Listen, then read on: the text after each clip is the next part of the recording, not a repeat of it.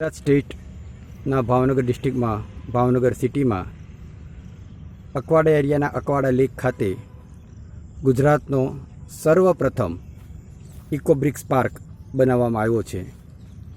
ઇકોબ્રિક્સ એટલે એવું પ્લાસ્ટિક જે નોન રિસાયકલેબલ હોય છે અને જેની અંદર એને આપણે રિસાયકલ કરી શકતા નથી એવી પેટ બોટલોની અંદર સાવ ડ્રાય પ્લાસ્ટિકને અંદર ભરવામાં આવે છે.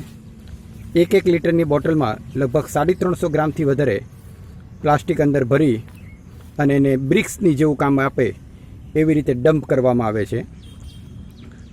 આ ડમ્પ કર્યા પછી તેને બ્રિક્સ તરીકે વાપરી જે નોન રિસાયકેબલ થઈ શકે એ રીતે પોલ્યુશનનો કંટ્રોલ કરી શકાય છે.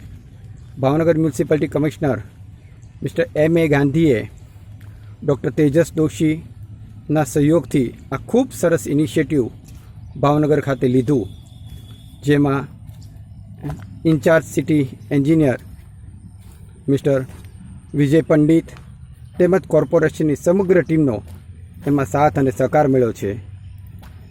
આ સમગ્ર એન્જિનિયરિંગ માટે ડિઝાઇન માટે યોગેશ પંડિત અને ડૉક્ટર તેજસ દોશીએ ઇનિશિયેટિવ લઈ આ ગુજરાતનો સર્વપ્રથમ ઇકોબ્રિક્સ પાર્ક ભાવનગર અકવાડા લેક ખાતે પબ્લિક માટે ઓપન કરવામાં આવ્યો છે.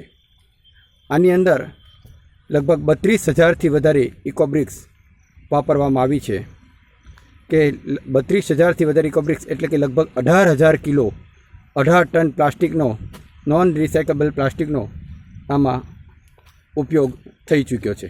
આપ જોઈ રહ્યા છો કેટલી સુંદર રીતે આખો વોકિંગ ટ્રેક, ટ્રી ગાર્ડ્સ, જુદા જુદા ક્યારા, અલગ અલગ વોકિંગ પાથ જુદું આવી રીતે બનાવી અને એક સુંદર ડિઝાઇન સાથે ઇકોબ્રિક્સ પાર્કને ભાવનગરની જાહેર જનતાને ભાવનગર મ્યુનિસિપલ કમિશનર M.A. ગાંધીએ સુપ્રત કર્યું છે. Thank you very much.